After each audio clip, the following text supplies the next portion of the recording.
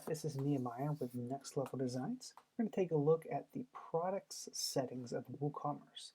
Now to get there, in your left sidebar, you're going to look at WooCommerce here, scroll down to Settings, and then you're going to click the second pane here, Products. Now within Products, you're going to have three different areas that you can set the settings. You're going to have General, Inventory, and Downloadable Products. Under General, you're going to have your shop page that you can select. By default, it doesn't show anything. Now, by not setting it, that's not going to affect whether your page works or not or your shop works or not, but you can go in here and hit Shop to set it. Now, for the next section, Add to Cart Behavior, you can select this to redirect the cart when somebody adds something to the cart. I typically leave that deselected just in case the customer still has a few other things that they want to add to the cart on a certain screen. So I always recommend to leave it deselected, but if you have a store to where people are typically only buying one thing and then checking out, it might be worth selecting. Placeholder images, you can leave that default, or if you have a specific image that you do want to use, you can go ahead and change it here.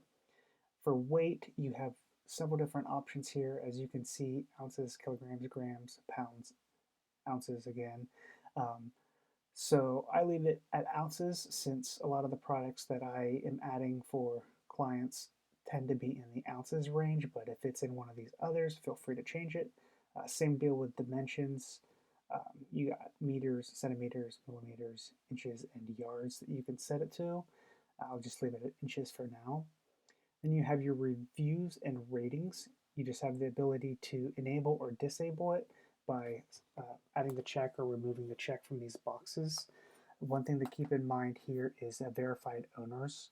If a customer does not purchase the product from your website, then they won't be able to leave a review.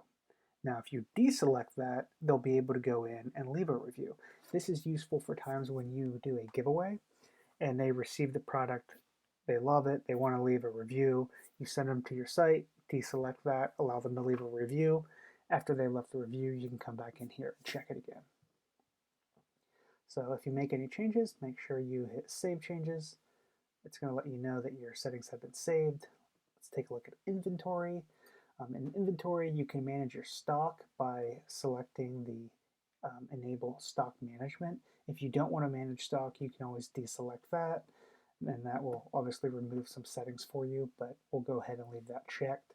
The hold stock in minutes, as you can see right here, it gives you what that is. It'll hold the stock for a certain amount of minutes before releasing it. Notifications, if you want notifications when you're low in stock or out of stock, you want those to be checked. Notifications will be sent to the email that you have right here. By default, that's going to be your admin email that is in your WordPress. Low stock threshold, you can set that. It can be anything you want. By default, it's 2. Out of stock threshold would be 0, of course. And then for the visibility of out of stock, you can hide it so that no items that are out of stock will show on your website.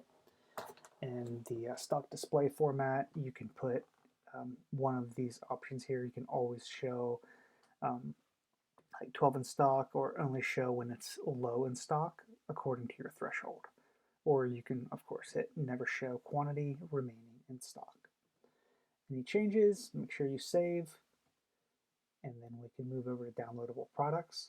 Just a few options here. For file downloadable method, you have force downloads, XXL redirect, and X send file, or redirect only in secure.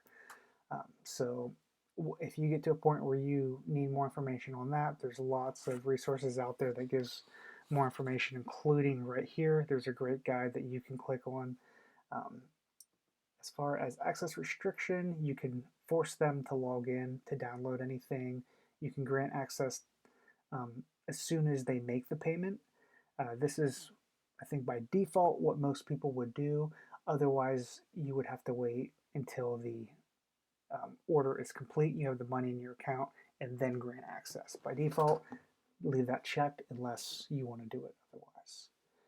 File name, it appends a unique string to the file just for security purposes. By default, again, that is checked. If you want more information, just go ahead and click this link where it says see this guide. And that is all for products. Thank you for watching, and if you have any additional questions, feel free to reach out and I will help you out or direct you to some resources that can help you out.